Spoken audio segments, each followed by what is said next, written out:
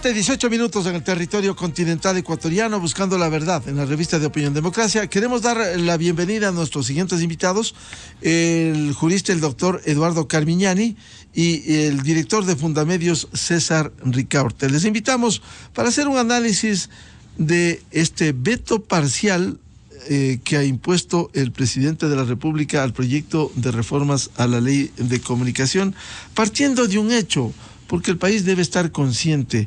Vivimos en el Ecuador durante el nefasto gobierno del correísmo con una ley mordaza aprobada en junio del 2013. Y allí están los resultados. Parte de ello Fundamedios nos ilustraba periódicamente: la persecución, los abusos, las sanciones, las multas que se impusiera durante ese gobierno. Esta Asamblea Nacional, con los votos de los bloques fundamentalmente de la Revolución Ciudadana, del correísmo y de Pachacutic, se aprobó un proyecto de reformas a la ley de comunicación.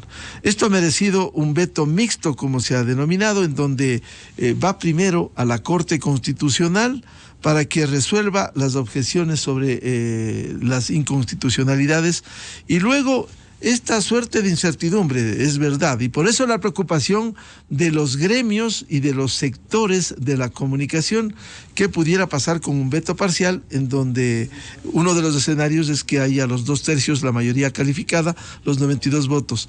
El otro escenario es que con el veto total había una incertidumbre, ya no de 30 días, sino de un año, en donde uno no sabe en el Ecuador qué va a pasar mañana, peor en un año, en el escenario del volver a tocar el veto total en un año y aprobarse la ley como inicialmente aprobara la Asamblea Nacional.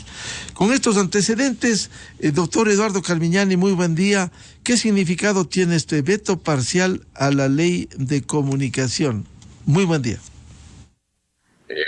Buenos días, señor Rivadeneira, gusto de verlo. A ver, en el escenario que muchos medios planteaban de que se haga un veto total, eso solamente significaba congelar el problema, tapar los ojos al problema durante un año. Pero eso no garantizaba de ninguna manera que en agosto del año 2023, 92 asambleístas insistiesen en el texto esperpéntico recientemente aprobado en la Asamblea, que implicaría volver a intentar poner una mordaza a los medios de comunicación. Entonces, frente a ese escenario en que solamente se congelaba el problema por un año, surgió, en mi opinión, otro escenario mucho más favorable en esta pelea para evitar el intento de amordazar a los medios, que es hacer una serie de observaciones o de objeciones por inconstitucionalidad que van a la Corte Constitucional, y en adición una serie de objeciones por inconveniencia que tienen que ser tratadas por la Asamblea luego de que la Corte Constitucional haya emitido su dictamen respecto de las objeciones por inconstitucionalidad. ¿Qué ventaja tiene, en mi opinión, ese veto mixto? La ventaja clara, en mi opinión, es que la Corte Constitucional puede bloquear definitivamente ciertos intentos de amordazar a la prensa, como aquel de incluir en la prohibición de censura previa a los directores de los medios, de tal manera que el proyecto intenta restringir la capacidad de los directores de manejar los medios.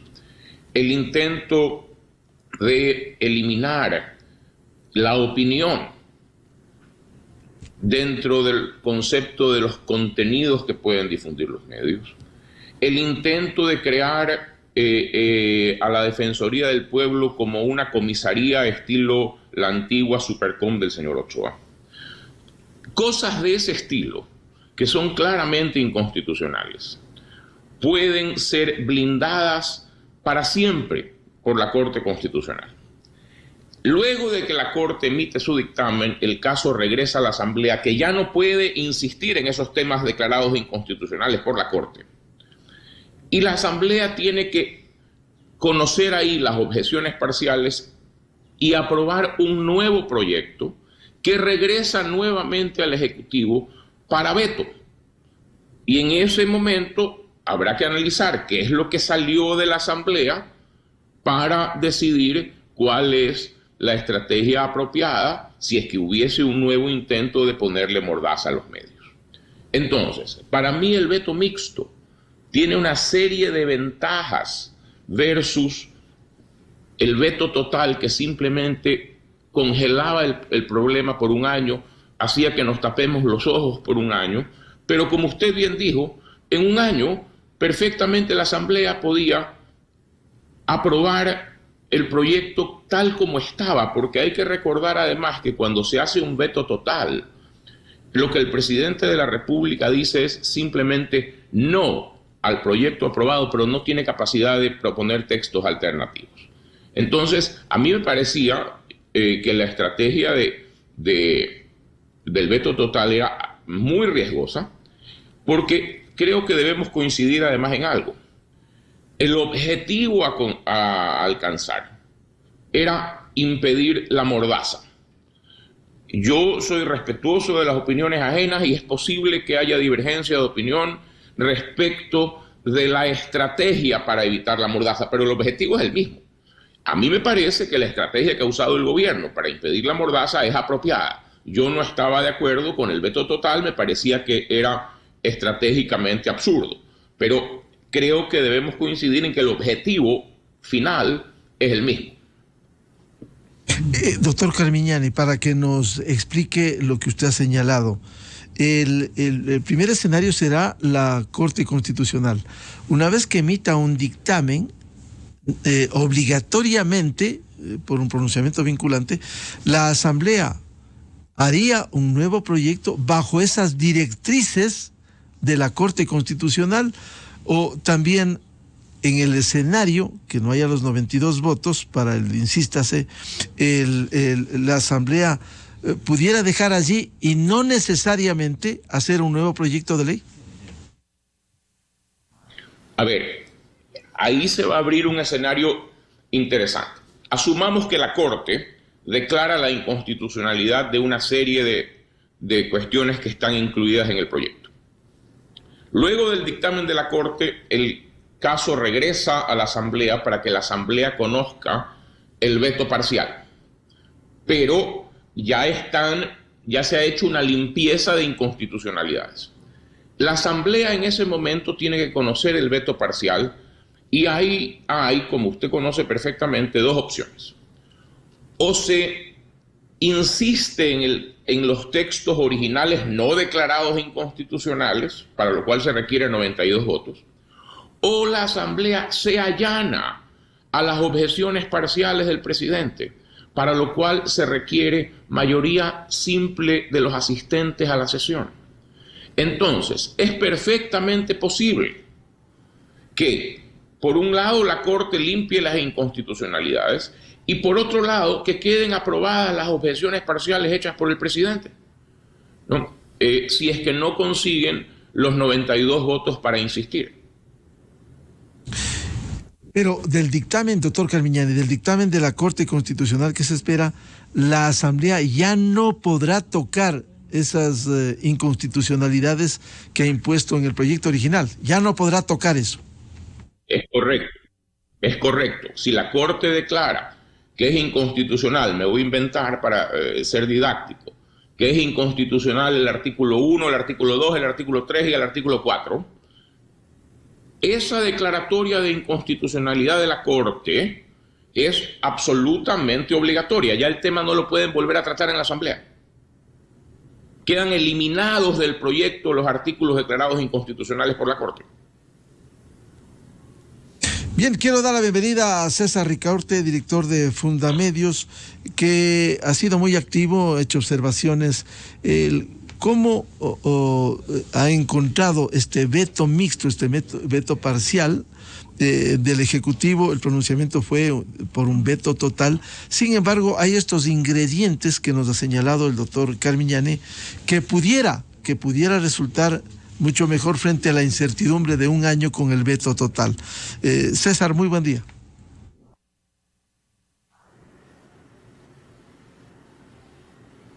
Bien, antes... Buenos días. Sí, buen día, César. Si me permite, para ilustrar mejor, vamos a ir con el audio del presidente de la República para registro histórico del pronunciamiento al emitir este veto mixto, este veto parcial. Muchos de ustedes conocen que en toda mi carrera política he defendido la libertad de expresión y he tomado esta bandera de lucha como un elemento fundamental para la democracia. Nuestra postura es firme. No reviviremos una ley mordaza que persiga a quien piense y opine diferente a nosotros. Y por eso, en presencia de ustedes, el día de hoy enviaré el veto parcial. Creo ser el único político ecuatoriano que ha tomado esta bandera muy en serio. Mi gobierno sigue firme en el respeto a la libertad de expresión. Ustedes como testigos, ustedes como estudiantes, sabrán valorar lo que es este gesto político, este compromiso político con la democracia. Bien, este fue el pronunciamiento del presidente Guillermo Lasso al imponer el veto parcial. César, por favor, buen día. Buenos días, Miguel. Buenos días a doctor Carmiñani y a todos los amigos oyentes. Bien, como decía el doctor Carmiñani, en este momento, digamos que el gobierno ya adoptó esa estrategia de enviar un veto mixto, es decir, un veto que requiere el pronunciamiento de la Corte Constitucional y el tratamiento en la Asamblea Nacional, ¿no es cierto?, por parte de los textos que ha enviado el presidente de la República en el veto presidencial. Lo que podemos nosotros éramos los que sosteníamos que era mucho mejor el veto total, básicamente porque entendemos que las reformas aprobadas por la Asamblea Nacional, del análisis que realizamos, esas reformas iban en la línea de volver a imponer un régimen de sanciones a los medios de comunicación y periodistas, de reintroducir este esquema en el cual tú tienes una institucionalidad pública, en este caso el Consejo de Comunicación y la Defensoría del Pueblo, dedicada justamente a castigar y controlar a los medios de comunicación, y que ese espíritu de estas reformas que usaba transversalmente estas reformas no podía ser parchados de alguna forma con textos alternativos por parte de la presidencia. Sin embargo, el presidente ha usado su función constitucional de ser colegislador, ha enviado este veto mixto, ¿cierto?, una parte por inconstitucionalidad y una parte por inconveniencia. Así, esos son los términos que se utilizan en el texto del veto, y esa es las reglas del juego. Esperamos realmente que los sectores políticos que están representados en la Asamblea Nacional respondan adecuadamente a la preservación de la libertad de expresión como uno de los valores democráticos centrales. ¿Cierto? No podemos volver a ese pasado ominoso del cual usted hablaba bien al inicio de la entrevista. Nosotros el pasado de censura y autocensura que se impuso con la vigencia de la Ley de Comunicación entre el 2013 y el 2017, y que den muestras, ¿no es cierto?, más allá de los sectores que aprobaron la ley, UNES y un sector de Pachacuti, pues el resto de la Asamblea Nacional dé claras muestras de que no se va a inclinar por, no va a sumar esos 92 votos, para vencer el veto presidencial y introducir, como digo, este régimen de censura. Ese es el temor, Miguel, de que básicamente aquí hay un escenario de técnica legislativa que, como ya lo ha explicado el doctor Carmignani, puede ser el más conveniente, pero también un escenario político. Y ese escenario político es el que nos causa mucha incertidumbre, ¿no es cierto? Hay sectores políticos que se autocalifican de democráticos, pero no han votado en consonancia. Y además hay esta suma, ¿no es cierto?, de oposición al gobierno que es que ya ha sumado más de 92 votos en algunas oportunidades. Incluso en el caso del veto presidencial a la ley de uso progresivo de la fuerza. O sea, ya hay un escenario en el cual esa oposición ha sumado 92 votos y nada da. Nos dicen, y esperamos que sea así, que ese escenario no se va a repetir con este veto y que habría sectores que nunca votarían en contra de la libertad de expresión. Lamentablemente, yo no soy tan optimista. Yo creo que hay muchos sectores políticos que tratan de ajustar cuentas con la prensa, con los medios de comunicación, con los periodistas que son especialmente conflictos con las personas. Eso, Miguel, en primer lugar. César, vamos a llamarle por WhatsApp para mejorar la señal, pero quisiera decirle mientras hacemos esto que en esos dos escenarios, el veto parcial y el veto total, quizás con este ingrediente que se ha impuesto de que primero vaya a la Corte Constitucional a fin de que defina las inconstitucionalidades, con ello la Asamblea Nacional de alguna manera queda restringido a no volver a insistir tal como originalmente había planteado, que era nefasto ese proyecto, como lo fue la Ley Orgánica de Comunicación de junio del 2013, y los resultados están allí, se evidenciaron.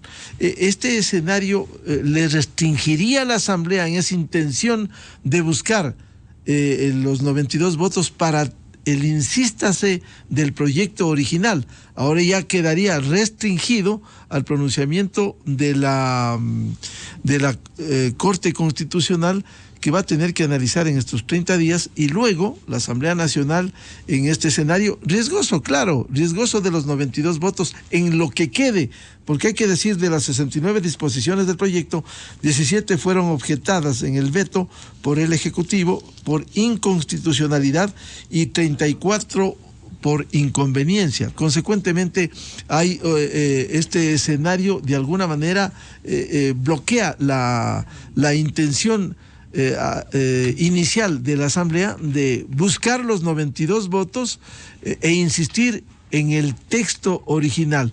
Eso quizás no mejora de alguna manera el panorama frente a la incertidumbre de esperar un año sin saber qué va a pasar, como no sabemos en el Ecuador el futuro inmediato, peor el futuro inmediato. César, por favor. Sí, Miguel, sí, yo creo que obviamente el tener el enviar textos de las reformas aprobadas por la Asamblea Nacional a la Corte Constitucional es muy interesante, porque justamente puede brindar a los aspectos centrales de la protección y garantía del derecho fundamental a la libertad de expresión, puede brindarlo por mucho tiempo, ¿cierto? No sé si para siempre, pero por mucho tiempo puede haber ese blindaje constitucional.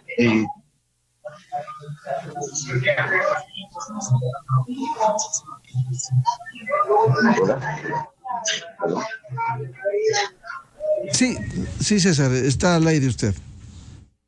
Ya, correcto. Parece que se introducía algún ruido.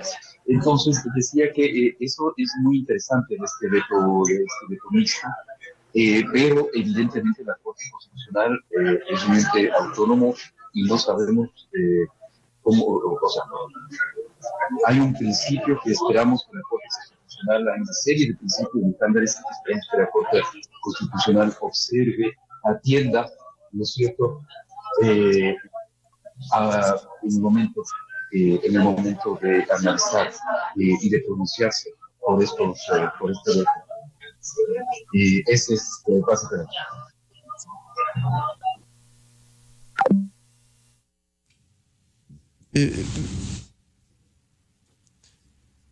Ya, bien, volvemos con César, si nos permite, con el doctor César Carmignani, para estar Eduardo Carmignani, perdón, para estar absolutamente claros, mucha gente pudiera creer que el trámite ordinario normal en la Corte Constitucional demora a veces años.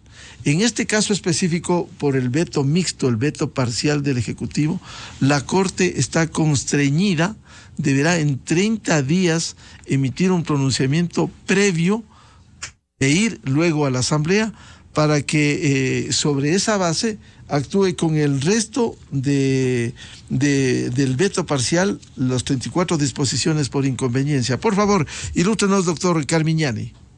Gracias, señor Rivadeneira. Saludos a señor Ricaurte. Me parece,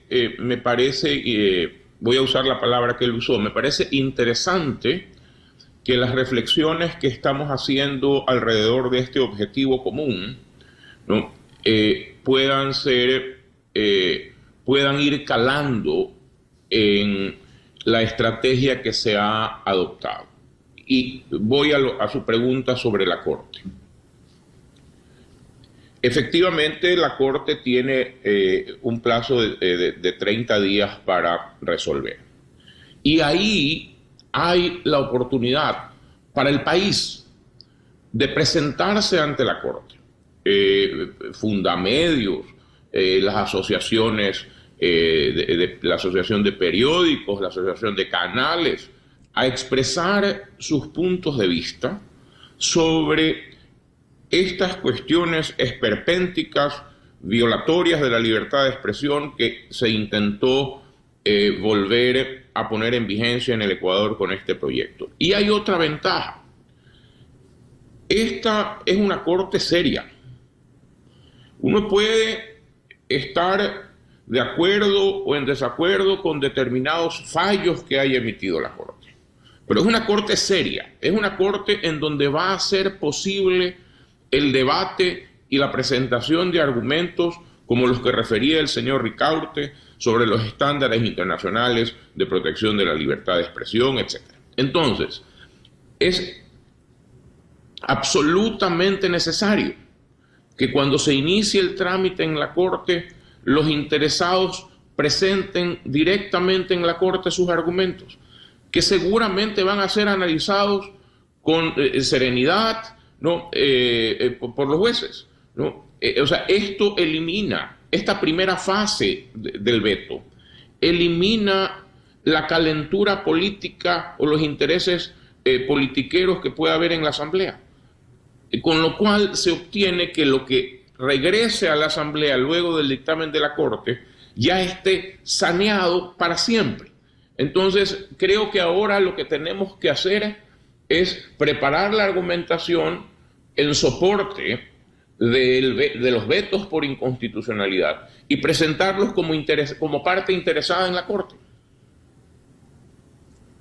Esos argumentos quedan abiertos durante estos 30 días, le decía doctor Carmignani, la Corte necesariamente tendrá que hacerlo en los 30 días, este análisis, recibir las comparecencias y luego enviar a la Asamblea Nacional. Sí, señor.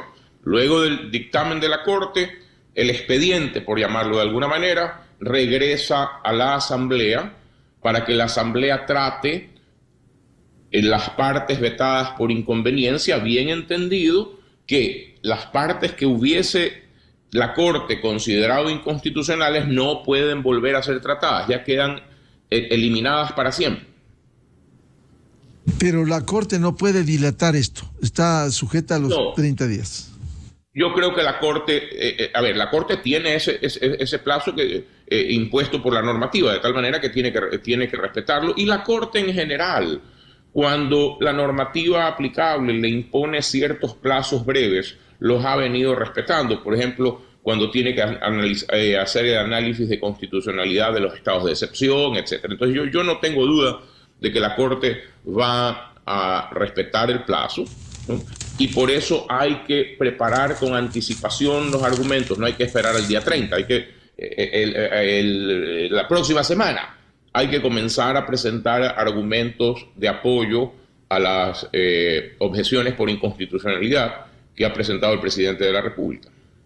Y luego de los 30 días de la Corte Constitucional tendrá 30 días la Asamblea Nacional en el tema de las inconsistencias y en el tema que quede luego de la observación de la Corte Constitucional, doctor Carmiñán.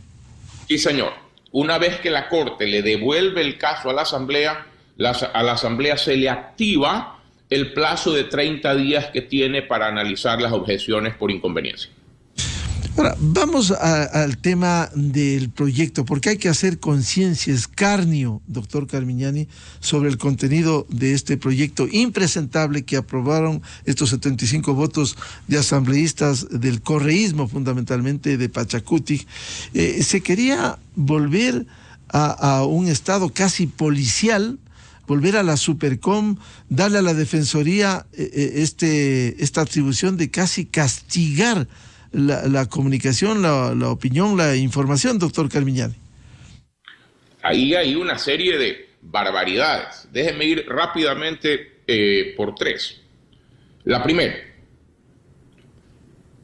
se pretendía regresar al texto de la ley primitiva de comunicación en cuanto a la prohibición de censura previa. Usted comprenderá que la prohibición de censura previa es un dispositivo que debe funcionar para impedir que los poderes públicos intenten evitar que un medio de comunicación difunda una noticia o una opinión. Es decir, el gobierno, los funcionarios públicos no pueden entremeterse en lo que se va a publicar. Pretender ampliar ese concepto de la prohibición de censura previa para que alcance también a los directores de los medios o a los editores de los medios es coartar la libertad de quien dirige un medio para decidir qué se publica. Entonces, llegamos al contrasentido, al absurdo, de que los medios tienen responsabilidad posterior por lo que publican, pero los directores no tienen libertad de decidir qué se publica. Es decir, es un caso de responsabilidad sin libertad absolutamente inadmisible. Eso es claramente inconstitucional porque limita la capacidad de los directivos de manejar el medio. Segundo, hay una trampa agazapada para intentar coartar que los medios de comunicación hagan opinión.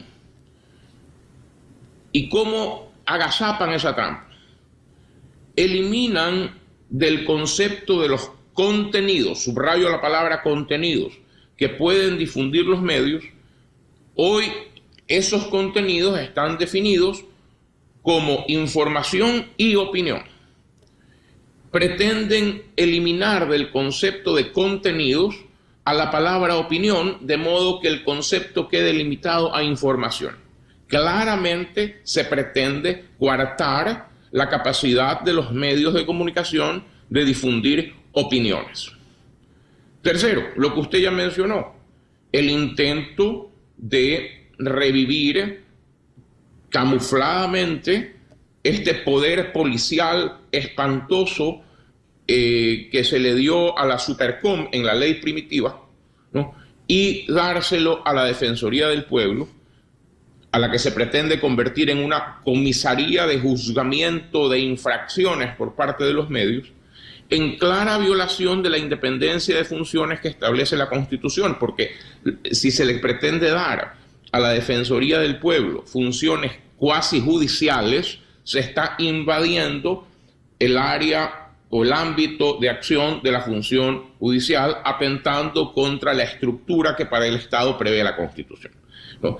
Y obviamente convertir a la Defensoría del Pueblo en una comisaría de juzgamiento de infracciones, ¿verdad?, sencillamente va dirigido a intentar maniatar a los medios, a tener aproblemados a los medios, para evitar que con la libertad que garantiza la Constitución difundan información y opiniones. Esas tres cosas, para no extenderme, esas tres cosas son claramente inconstitucionales y han sido materia de el veto por inconstitucionalidad planteado por el presidente de la República. Entonces, yo no tengo duda de que una Corte Constitucional seria como la que tenemos no va a permitir que eso pase, va a bloquear ese intento, de modo que eso quedará expulsado del proyecto. Pero dése cuenta cómo hay temas fundamentales, señor Rivadeneira, ¿no?, que no se puede permitir que pasen como ley.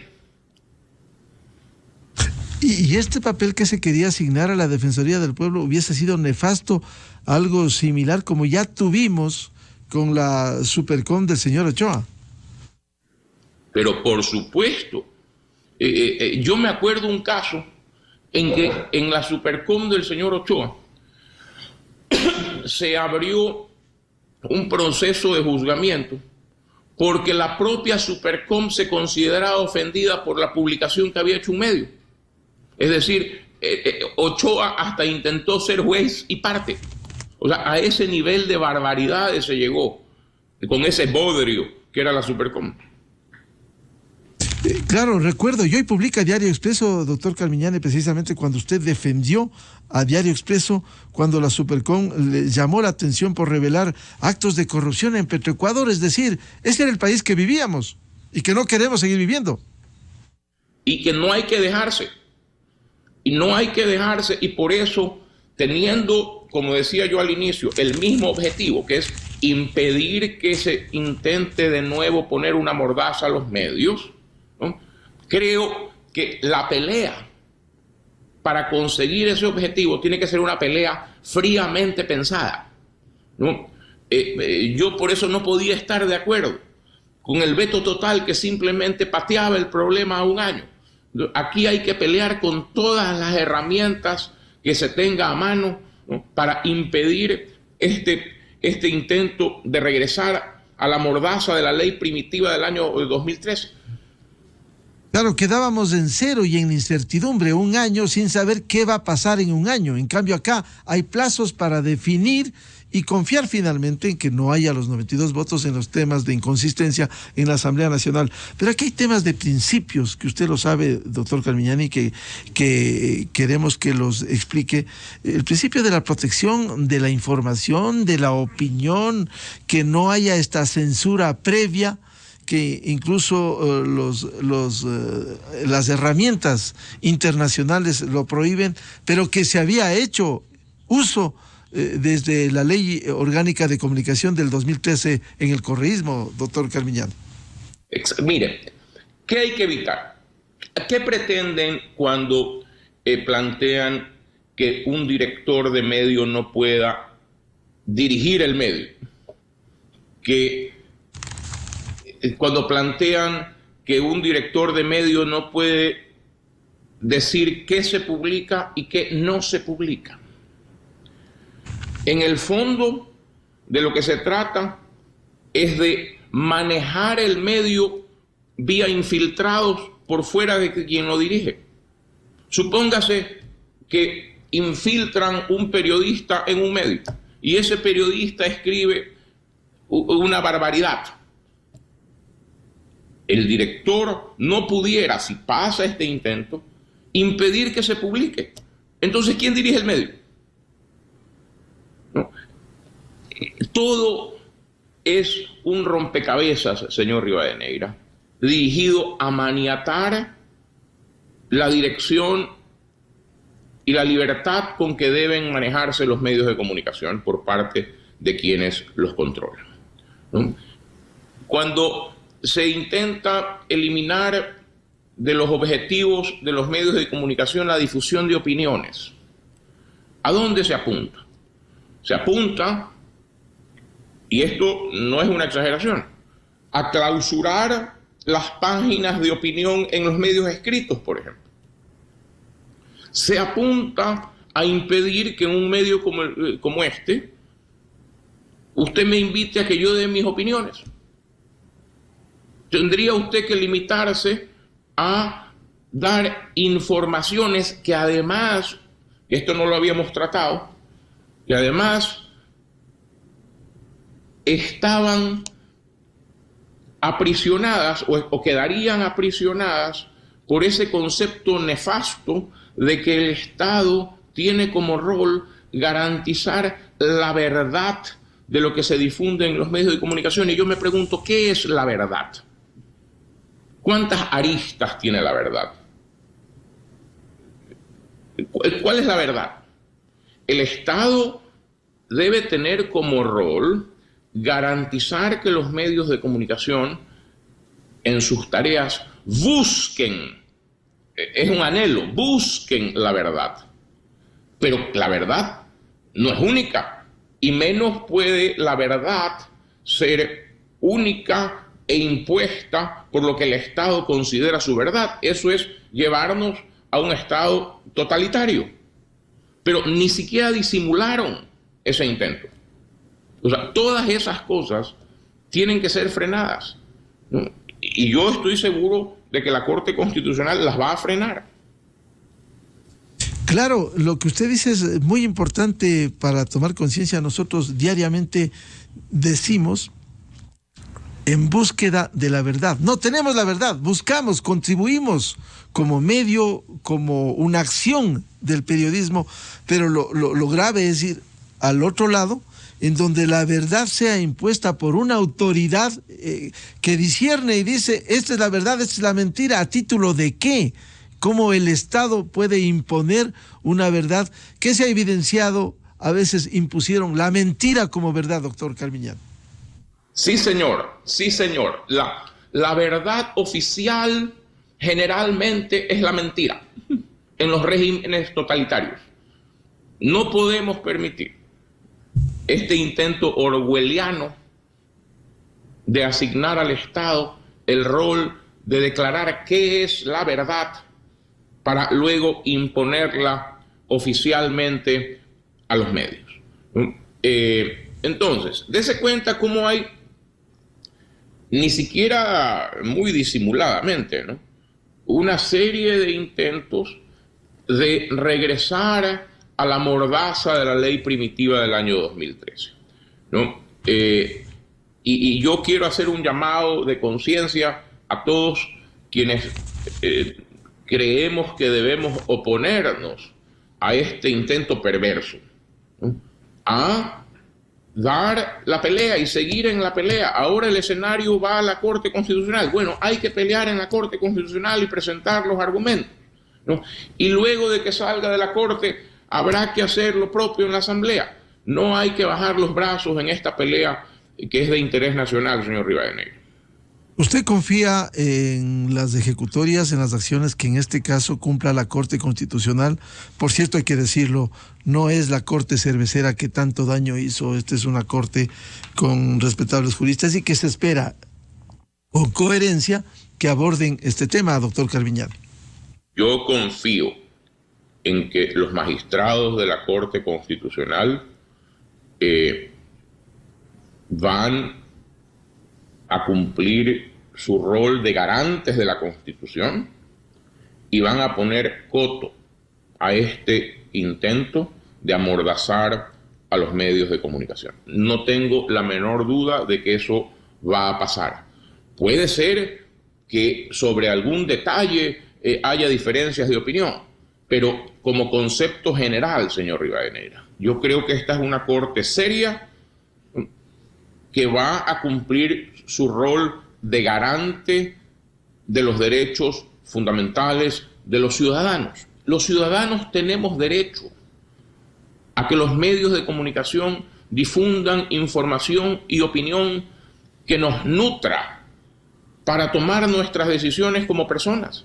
Ese derecho que tenemos a recibir información y a recibir opiniones no puede ser coartado. Y estoy seguro de que la Corte Constitucional va a cumplir su rol de garante de estos derechos fundamentales de los ciudadanos. Esto no es una pelea contra el gobierno o del gobierno. Esta es una pelea de los ciudadanos, que tenemos que hacer respetar nuestro derecho a recibir información y opinión. Claro, una pelea por las libertades es un principio fundamental, y no solo del periodismo o de los comunicadores, doctor Carmignani, sino en general de los ciudadanos, como consagra la propia Carta Universal de las Naciones Unidas. En el escenario, doctor Carmignani, que la Corte cumpla su papel, establezca la inconstitucionalidad, si hubiese en el escenario, si hubiese 92 votos, pudiera insistir en las 34 disposiciones que fueron vetadas parcialmente por el Ejecutivo por inconveniencia. Sí. Pero ya no tendría la misma incidencia si es que la Corte ya vete eso. Exactamente. Dese usted cuenta que, por llamarlo, por diferenciarlo de alguna manera, lo más grosero del proyecto, lo más burdo del proyecto, ha sido materia de objeciones por inconstitucionalidad. Si la Corte limpia eso del proyecto, lo que la Asamblea ya tiene que ver son las objeciones por inconveniencia, que son temas en donde el Ejecutivo ha aprovechado, vía los textos alternativos, para plantear mejoras a la ley vigente. Porque hay que recordar además que hoy día hay una ley. Esta tesis de que el veto total se imponía porque no hay mejor ley de comunicación que la que no existe, no es un argumento real, porque ese argumento pudiese usarse si es que hoy día no hubiese ley y recién el Congreso hubiese planteado un proyecto para que se convierta en la primera ley, de modo que si hay un veto total y no se consigue los 92 votos, el resultado hubiese sido que no hubiese ley. Ese no es el escenario en el que vivimos, porque hoy día sí hay ley. Y lo que hace el presidente de la República en el veto por inconveniencia es plantear unos textos alternativos para mejorar la actual ley. Si respecto de eso la Asamblea se allana o no se allana, ya veremos. Pero lo importante es que las objeciones por inconstitucionalidad apuntan a borrar lo más grosero del proyecto, lo más atentatorio a las libertades fundamentales de los ciudadanos, ¿no? Entonces, y ese espacio de discusión está hoy en la Corte Constitucional. No va a estar en la Asamblea, está en la Corte. Y luego en la Asamblea, en el escenario de hacer un nuevo proyecto, ya no podrá incluir lo que la Corte Constitucional deje sentado como inconstitucionalidad.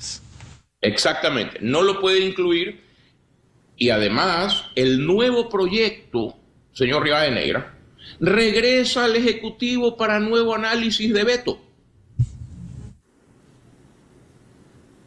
Claro, tendrá esa herramienta del veto parcial o veto total, y si hay en el escenario, nadie garantiza que esta Asamblea impresentable pudiera ser un nuevo proyecto inconstitucional. Volvería al camino de la Corte Constitucional. Sí, señor. Si supongamos que en la aprobación del nuevo proyecto la Asamblea introduce una nueva inconstitucionalidad, puede haber nuevamente un veto mixto por inconstitucionalidad. Y la Corte en este primer dictamen podrá llamar la atención a la Asamblea para que cuide el no aprobar normas por sobre la Constitución. Sí, pero supongamos que la Asamblea, pese a esa advertencia, pese al varapalo que significará que la Corte le elimine una serie de disposiciones ya aprobadas por inconstitucionalidad, supongamos que como muñeco porfiado introducen nuevas inconstitucionalidades. Bueno, el presidente de la República sigue teniendo a mano la herramienta del veto por inconstitucionalidad en ese nuevo proyecto, llamemos el proyecto fase 2. O sea, se reabre la plena capacidad de veto del presidente de la República. En resumen, doctor Carmignani, se podría decir entre el escenario del veto total y este veto parcial mixto con señalamientos de inconstitucionalidades, ¿fue lo mejor que se pudo hacer frente a este panorama? Yo no tengo la menor duda. Y lo he dicho en mi columna, lo he dicho en un par de entrevistas esta semana previas al veto. Yo no tengo la menor duda de que el mejor camino estratégico para pelear contra este intento de amordazar a los medios y de violar las libertades de los ciudadanos es el que se ha seguido por parte del Ejecutivo. No tengo la menor duda. Bien, al doctor Eduardo Carmignani, reconocido jurista, y a César Ricaurte de Fundamedios, que se encuentra en el exterior, muchas gracias por ilustrarnos en un tema delicado, complejo y difícil. Y ahora la mirada de todos, no solo de los comunicadores, tiene que estar en la Corte Constitucional a fin de esperar un pronunciamiento serio y responsable como se aspira. Doctor Carmignani y César Ricaurte, muchas gracias. La participación en la revista. Gracias a usted por la invitación, señor Rivadeneira. Gusto de verlo. Muchas gracias, muy amable. Buscando la verdad en la revista de opinión Democracia, 8:04 en el territorio continental ecuatoriano. Vamos a una pausa publicitaria y luego volvemos con nuestros siguientes invitados que tenemos previsto esta mañana. El economista José Hidalgo Payares, director de Cordes, y el economista Santiago García, columnista académico en la Universidad Central y presidente y vicepresidente del Colegio de Economistas de Pichincha. Presidente. Miguel Rivadeneira en la revista de opinión Democracia. Inicio de espacio promocional y publicitario. El Dorado Restaurante, cocina peruana e internacional creada por el chef Ovidio Gabela. Un servicio de primera, exclusivo, relajado, con áreas privadas. Disfrute de la temporada de langostinos de Galápagos en el mes de la mujer. Y especialidades como ostras frescas, pangoras, paellas, salmón chileno, rack de cordero, magret de pato. Además, carnes importadas, picaña y ribeye angus. El Dorado Restaurante. Reservas o pedidos a domicilio al 3331 486 o al 098 18 53 652. Estamos ubicados en la Federico Páez 14200 y Huancuiltagua, detrás de la iglesia de Fátima. Produbanco es ProPyme. Nuestro propósito es impulsar el crecimiento de tu negocio. Por cada $2,000 de incremento en el saldo de tu cuenta PYME hasta el 30 de noviembre de 2022, participas en el sorteo de 2 premios de $10,000 cada uno. Si abres tu primera cuenta PYME en Produbanco, participas por un premio adicional de $10,000. Somos un banco con propósito. Produbanco.